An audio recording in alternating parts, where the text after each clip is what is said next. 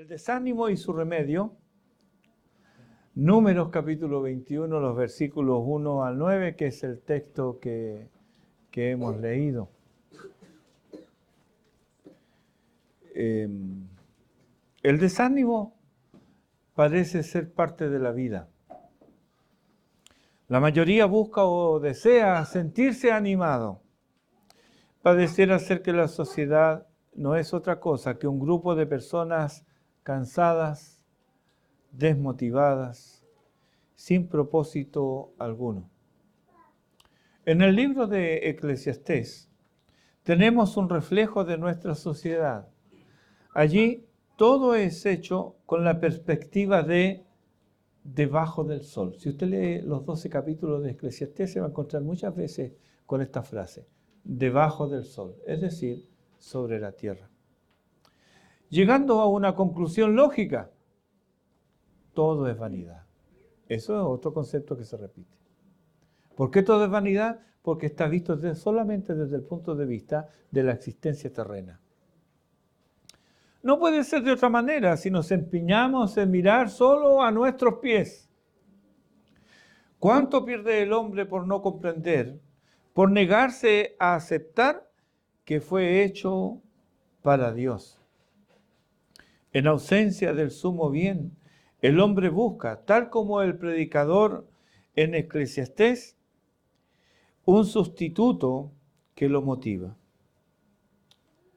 Es por eso que han florecido como flores del verano los oradores motivacionales. Aquellos que trabajan en empresas saben de esto. Cada tanto la empresa contrata a alguien para que motive al personal, para que se pongan la camiseta, para que trabajen con la camiseta puesta. Pero estos muchas veces no son más que payasos de rostros pintados, sonrientes, que ocultan tras su máscara también sus propias amarguras y tristezas inconfesables. Y hasta han aparecido en el mundo evangélico.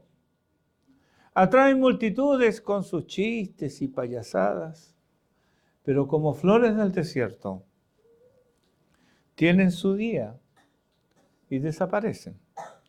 Y el supuesto alimento y ánimo que inyectan en las masas se desvanece cual bruma mañanera.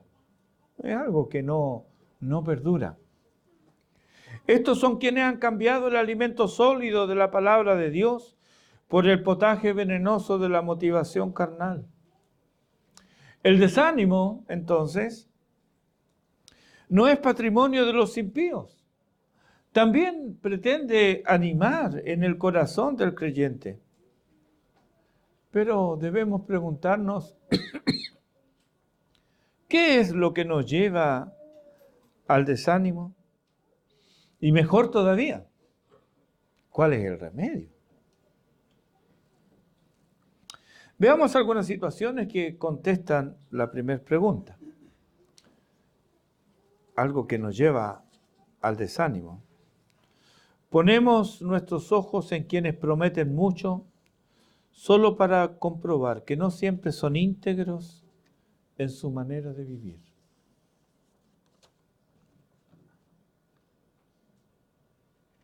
Como cuando decimos, no, pinta bien este muchacho, ¿no? Y de repente se cae de ese pedestal. Otra razón, abrimos nuestros corazones y nuestros hogares a quienes creímos amigos y hermanos, pero a poco andar sufrimos de ellos odiosidades e ingratitud. Eso desanima.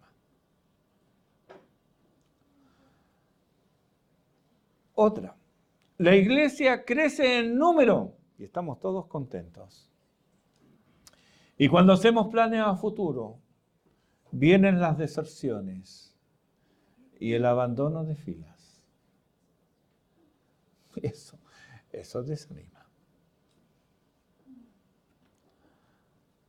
Otro, aunque rodeados de hermanos, nos invade la sensación de soledad. ¿Le ha pasado?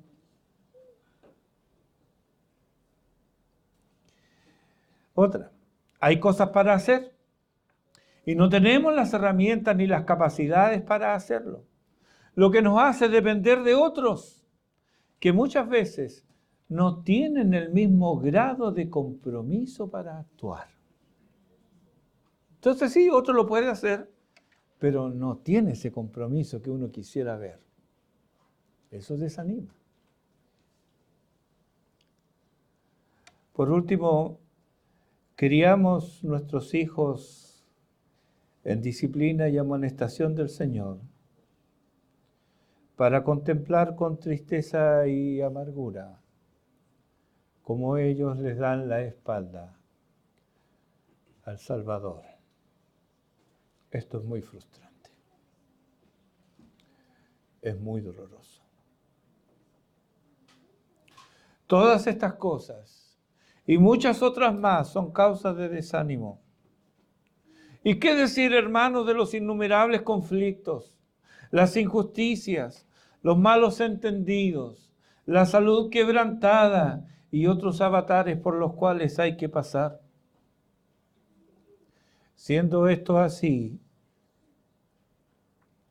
nos identificamos con el salmista en el Salmo 55, cuando él clama a Dios y dice: escucha, oh Dios, mi oración y no te escondas de mi súplica. Está atento y respóndeme. Clamo en mi oración y me conmuevo a causa de la voz del enemigo, por la opresión del impío, porque sobre mí echaron iniquidad y con furor me persiguen. Mi corazón está adolorido dentro de mí y terrores de muerte sobre mí han caído. Temor y temblor vinieron sobre mí y terror me ha cubierto. Y dije: ¿quién me diese alas como de paloma? Volaría yo y descansaría. Ciertamente huiría lejos, moraría en el desierto. Me apresuraría a escapar del viento borrascoso de la tempestad. ¿Quién me diera alas? ¿Sí? Pero tampoco debemos olvidar nuestra naturaleza caída, ya que las más de las veces el desánimo es consecuencia de nuestro voluntarismo, es decir, de nuestra voluntad firme. Nos hemos propuesto hacer algo y no es nuestra idea, y no lo vamos a dejar de hacer. Y hablamos con dureza de eso porque estamos convencidos. Somos voluntariosos. Eso no es una virtud. Eso es un defecto fatal. Pero muchas veces así vamos por la vida. Alguien nos dice: mira, lo que estás haciendo no está bien, te va a llevar por un mal camino. Mire, esta es mi decisión. Yo he decidido actuar así. Bueno, ok. Pero eso es voluntarismo. Es nuestra voluntad firme, que es opuesta a la voluntad de Dios. En otras palabras, el origen de nuestro desánimo hay que buscarlo entonces en un andar pecaminoso y carnal. El desánimo, hermanos, es peligroso porque nace de la insatisfacción y esta nos lleva inevitablemente a la rebeldía, ya que quien no está satisfecho con Dios en Cristo, ¿qué le satisfará? El corazón insatisfecho está muy lejos del salmista Asaf cuando dice él en el Salmo 73, ¿a quién tengo yo en los cielos sino a ti? Y fuera de ti, nada deseo en la tierra. Hay en el pasaje a considerar hoy de Números 21 que leímos recién, algunas lecciones que espero nos ayuden a vivir como cristianos fuera de esa senda del desaliento. Ya leímos el pasaje, Pero quiero que observen ahí 3 situaciones que surgen del pasaje y saquemos así aplicaciones para nosotros hoy. Y bueno, siempre las aplicaciones las voy dando en la medida que va avanzando la predicación, pero ahora me voy a atrever a hacerla de entrada, para que queden ahí fijas. En primer lugar, vamos a ver el pecado de ellos.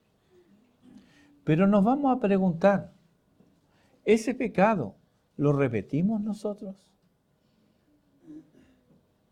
En segundo lugar, vamos a ver el dolor de ellos. Y aquí otra vez nos vamos a preguntar, ¿sufrimos nosotros también ese dolor? ¿Y tiene los mismos resultados que tiene aquí? Por último, vamos a ver la salvación de ellos. Y nosotros nos vamos a preguntar, ¿experimentamos nosotros también esa salvación? Veamos entonces el primer punto, que es el pecado de ellos. Es relativamente fácil ver el pecado en otros. Veamos si podemos descubrirlo aquí. Leímos, ¿cierto? Números 21. Y fije su atención los versículos 3 en adelante. ¿Dónde vemos aparecer el pecado aquí? Los que tienen su Biblia y la están leyendo, ¿dónde ven aparecer el pecado? En el versículo 5, muy bien, mire qué rápido que somos para ver el pecado en otros. ¿Cómo nos damos cuenta? Rapidísimo. Es que él habló, pero muchos de ustedes ya lo sabían y no dijeron nada, son pillos. ¿Se dieron cuenta? Ahí aparece el pecado. Es fácil ver el pecado en otros, ¿o no? Hermanos, claro que sí, es muy fácil ver el pecado en otros. Dice, y habló el pueblo contra Dios y contra Moisés. ¿Por qué nos hiciste subir de Egipto para que muramos en este desierto? Pues no hay pan ni agua, y nuestra alma tiene fastidio de este pan tan liviano. Ellos pecaron contra Dios. Pecaron contra Dios, porque dice, y habló el pueblo contra Dios. Sus quejas contra Dios se evidenciaban en que se quejaban sobre la providencia de Dios. Todo pecado es contra Dios. He pecado contra el cielo y contra ti, ¿cierto? Confiesa el pródigo. Y era verdad, porque todo pecado es contra Dios. Nuestro pecado es rebelión cósmica contra el Señor del universo. Cuando nosotros murmuramos de su providencia, cuando rehusamos someternos a sus designios, cuando ignoramos su palabra, cuando nosotros amamos lo que Él aborrece, cuando ocultamos el pecado, cuando disimulamos la maldad, cuando retenemos lo que le pertenece a Él, pecamos contra Él, pecamos contra Dios. Ellos también pecaron contra el siervo de Dios, y habló el pueblo contra Dios y contra Moisés. Qué pronto olvidamos el cántico, ellos olvidaron el cántico que aparece ahí en Éxodo, en el capítulo 15. Miren los versículos del versículo 2 al versículo 4 y el versículo 6. Jehová es mi fortaleza y mi cántico, y ha sido mi salvación. ¿Cuándo están cantando esto ellos? Luego de haber cruzado el Mar Rojo.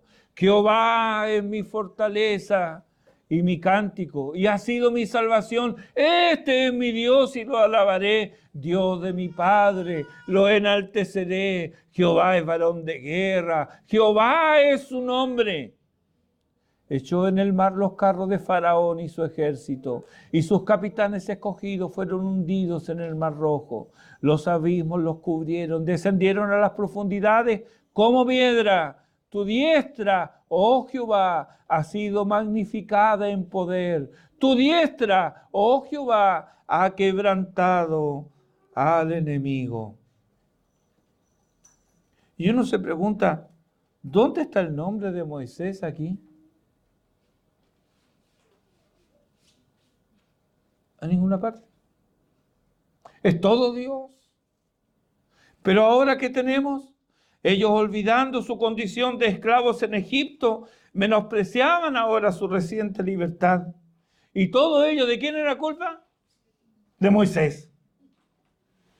Se quejaron contra Dios y contra Moisés. Se olvidaron de lo que cantaban. Jehová nos liberó. Él hundió el ejército del faraón. Él hizo entre nosotros maravillas. Se olvidaron de eso. No, ahora Moisés es el culpable. Moisés había intercedido por ellos ante el Señor para que no sean consumidos. ¿Recuerdas el caso del becerro de oro? En Éxodo 33. Dios escuchó a Moisés. ¿Recordaron esto los israelitas? No. Ellos debieran haber recordado lo que siglos más tarde recuerda Jeremías en Lamentaciones. Por la misericordia de Jehová no hemos sido consumidos. Se olvidaron de eso. En el versículo 4 ahora vamos a Números 21. En el versículo 4 dice, y se desanimó el pueblo por el camino. Esto es lo que ocurre cuando caminamos. En el oasis de sombra, de agua, de alimento, la fidelidad parece inquebrantable, ¿verdad? Cuando no nos falta nada, tenemos salud, un buen trabajo, hay provisión, el vehículo funciona bien y tenemos nuestra casa y marcha todo bien, ¡ah! ¡Qué fieles al Señor! ¿Olvidarme del Señor? No, ni se le ocurra. Yo soy fiel al Señor, amo al Señor, amamos al Señor. Está todo bien. Pero basta un desvío, una dificultad, un contratiempo para que resolvamos encontrar a un culpable. ¿Y qué pasa cuando buscamos un culpable? Lo encontramos. Y no somos nosotros. Cuando todo está bien, somos fieles y nuestra fidelidad es a toda prueba. Pero basta un contratiempo para que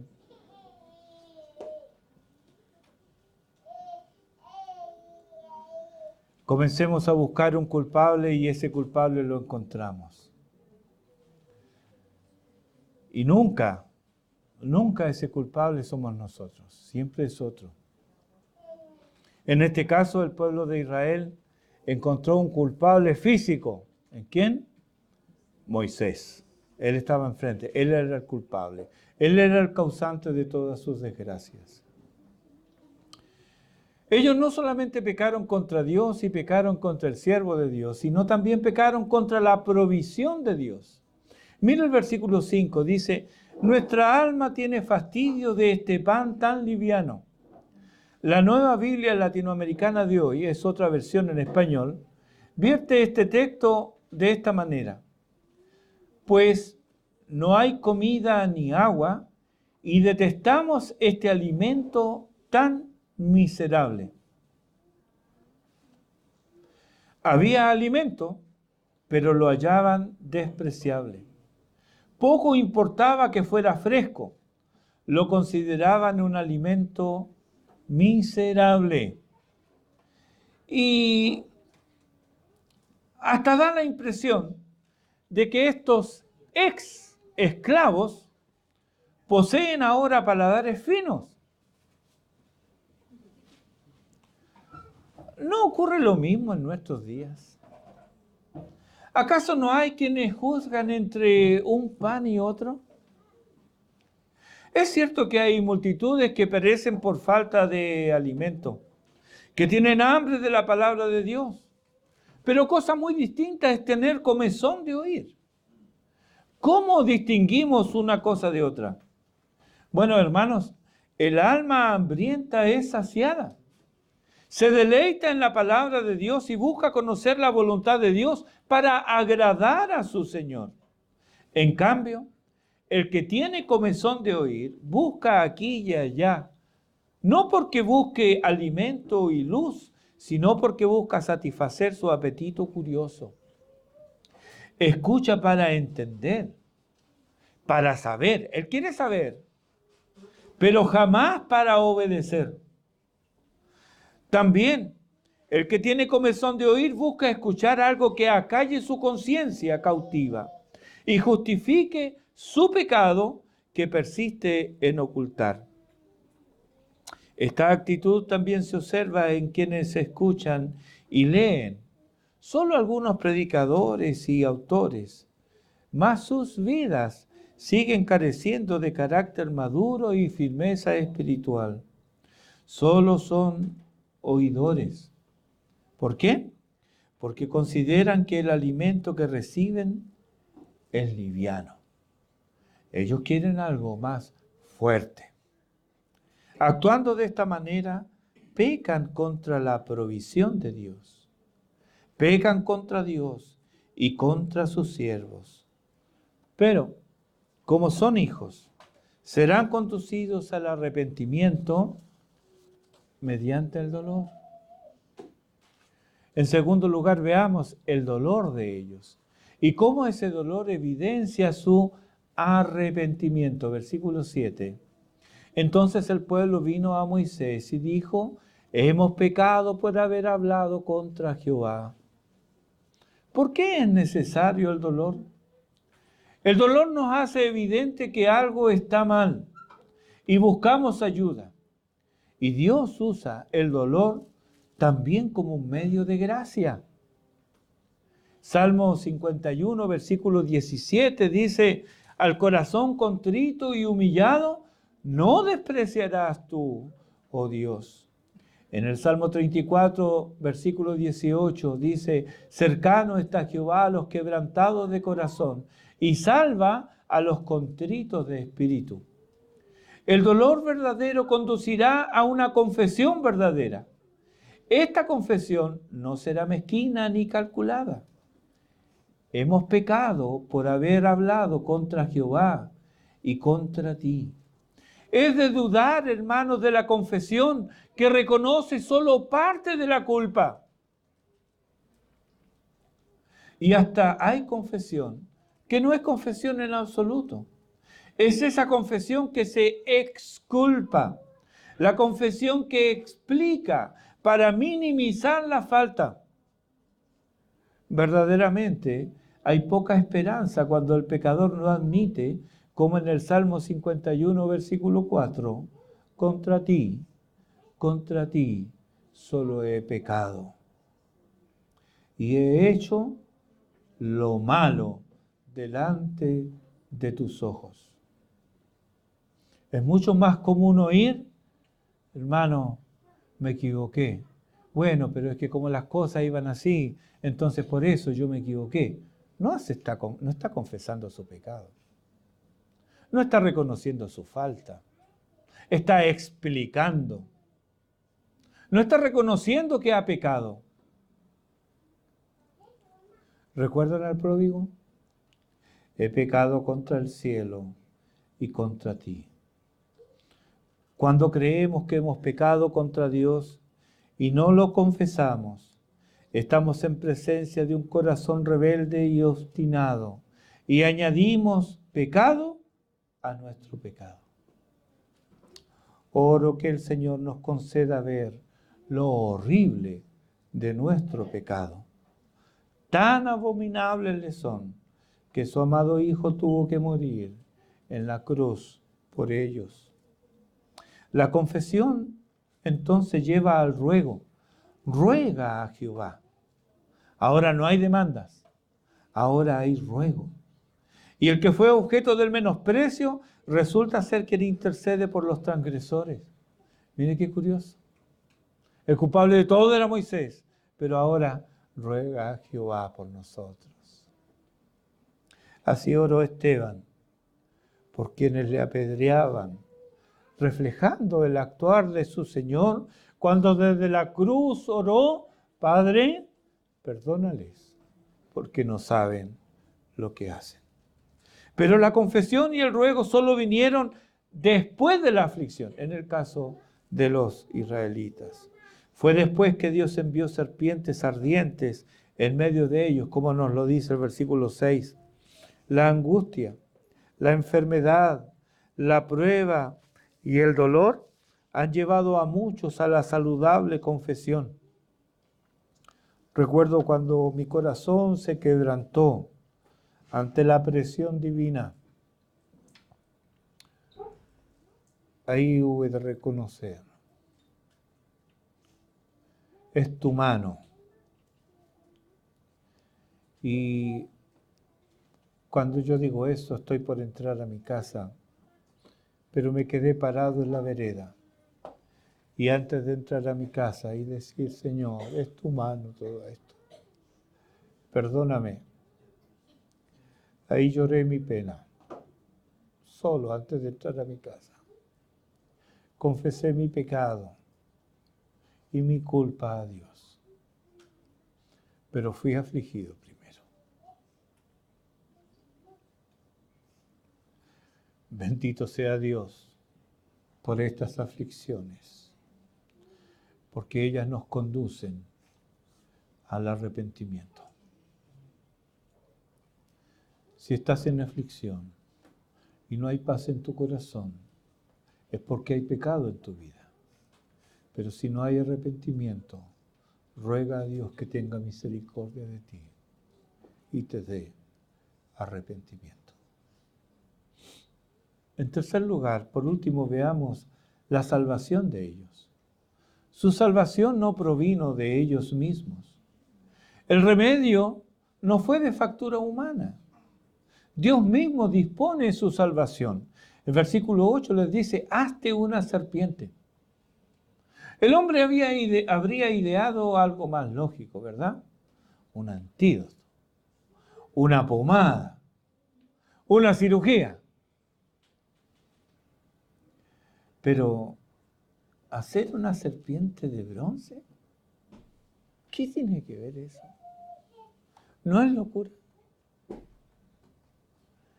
Y la palabra del Evangelio es locura a los que se pierden. Así también el hombre busca remedio a sus males.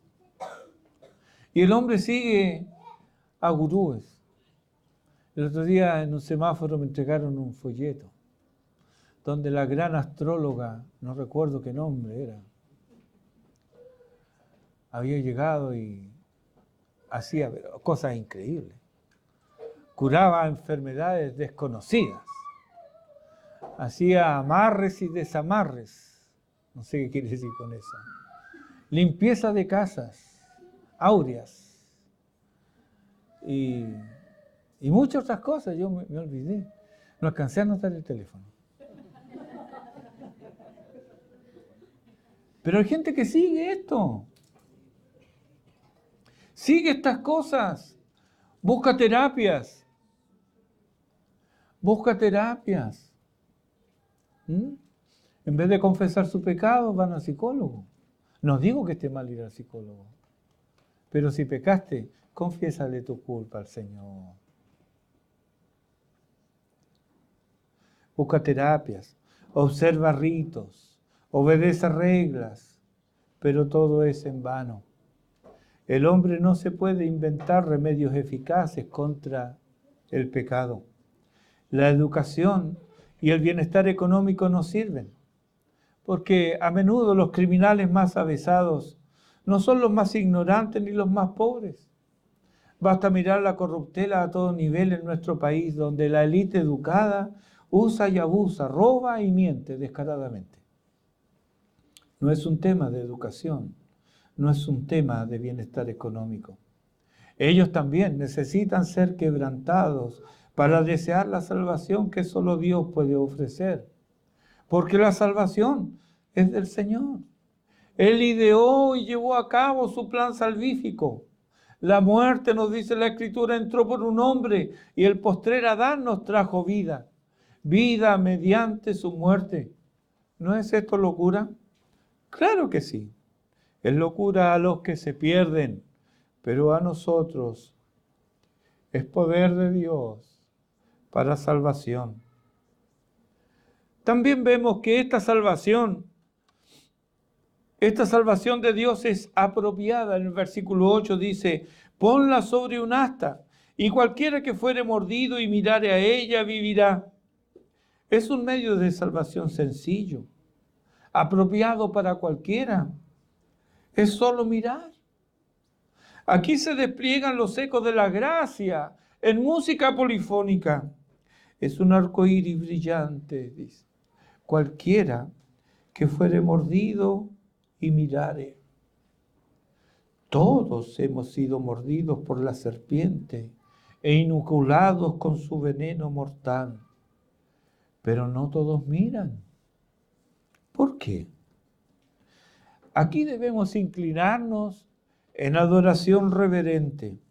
Aquí es donde nuestros corazones debieran rebosar gratitud. ¿Por qué miramos? ¿No estábamos perdidos igual que los demás? ¿Dónde está la diferencia que hizo posible que tuviéramos esa mirada salvadora? Querido hermano, no está y nunca estuvo en nosotros. Juan 6:44 nos dice Jesús, ninguno puede venir a mí si el Padre que me envió no le trajere. Isaías 45:22 fue el texto que Dios usó para convertir a Spurgeon. Mirad a mí y ser salvos. Solo mirar. ¿No es sencillo? Pero la gracia de mirar es para los hijos. Y quienes no lo son, lo son. Y quienes lo son por el designio secreto y eterno de nuestro soberano Dios. El impío no quiere mirar, ni puede mirar. Él odia la cruz y ama las tinieblas. Está ciego y esclavizado. No puede ver ni desprenderse de las cadenas del pecado que le mantienen cautivo. Juan 3:14, Jesús le recuerda a Nicodemo y a nosotros. Y como Moisés levantó la serpiente en el desierto, así es necesario. Así debe ser. Que el Hijo del Hombre sea levantado para que todo aquel que en Él cree no se pierda, mas tenga vida eterna. Creer en Cristo es mirarlo a Él por fe, morir en la cruz del Calvario por mis pecados. Eso es creer.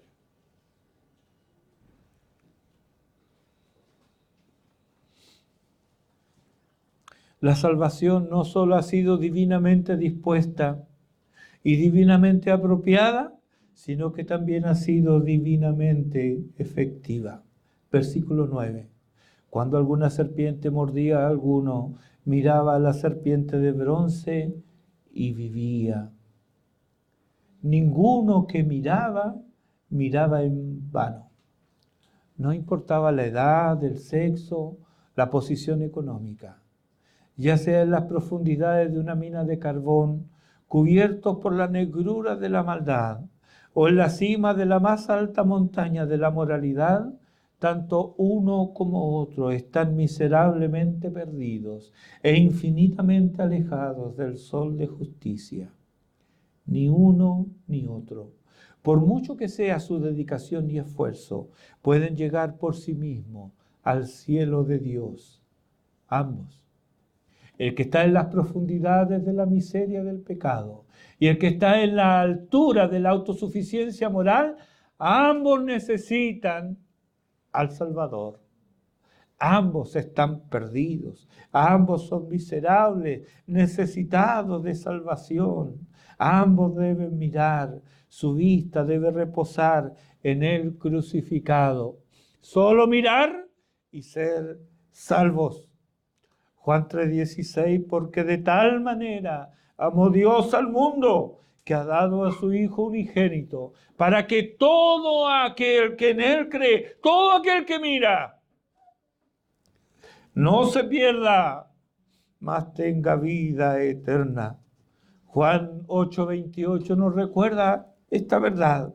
Cuando hayáis levantado al Hijo del Hombre, y eso pasó, ¿verdad? El Hijo del Hombre fue levantado. Cuando hayáis levantado al Hijo del Hombre, entonces conoceréis que yo sois. Juan 12:32. Y yo, si fuere levantado de la tierra, a todos atraeré a mí mismo. Tal como la serpiente fue levantada en el desierto, así también fue levantado el Hijo de Dios. ¿Cuántos miraban entonces a la serpiente? Vivían. Así también, cuantos miran a Cristo crucificado por sus pecados, tienen vida eterna. Porque este mirar es conocer a Dios. Entonces conoceréis que yo soy. Este mirar es ser atraído a Él. El Evangelio, queridos hermanos, no es solo para el perdido, también es necesario y efectivo para nosotros que hemos sido hallados. El Evangelio es para nuestro peregrinar, porque no hay un momento en nuestra vida en el cual no necesitemos el Evangelio. Fuimos salvos por gracia, somos salvos por gracia y seremos salvos por gracia. La salvación es del Señor del principio a fin. Y el Evangelio debo aplicarlo a mi vida siempre. El Evangelio de Jesucristo es poder de Dios para salvación. Este es el único Evangelio verdadero. Es el Evangelio que tiene poder para darnos vida, de cambiar nuestros anhelos y prioridades, de transformarnos, de vivir para Dios y llevarnos a la gloria. Entonces, cuando seamos tentados a abandonar el ministerio que Dios nos dio, apliquemos a nuestras vidas el Evangelio. Es poder de Dios. Pablo nos ilustra esta verdad en 2 Corintios 4:1. Por lo cual dice, teniendo nosotros este ministerio, según la misericordia que hemos recibido, no desmayamos. Hay incredulidad, hay ceguera, hay falta de compromiso, hay conflictos, hay quienes adulteran la verdad, hay quienes falsean los hechos. Con todo, no desmayamos. ¿Por qué? Porque hemos alcanzado misericordia y porque cuando soy quebrantado, el Señor está cercano. Otra vez, en el versículo 16 de 2 Corintios 4, repite el apóstol, no desmayamos.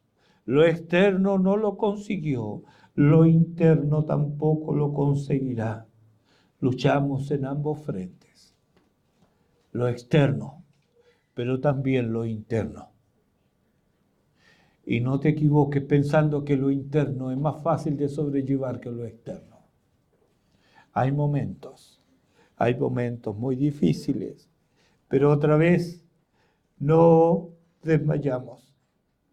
No desmayamos. Dios se glorifica en nuestra debilidad, mostrándonos su misericordia y dándonos gracia, porque Él está cercano a los quebrantados de espíritu. No sé qué te tiene desanimado, pero esto sé. Dios ha hecho provisión para ti en la persona de Jesucristo. Por lo tanto, si esta es tu condición, acude a Él. Confiésale tu pecado, confiésale tu incredulidad, confiesa tu rebeldía. Mira a Cristo y sé salvo. En el nombre de Cristo. Amén. Oremos.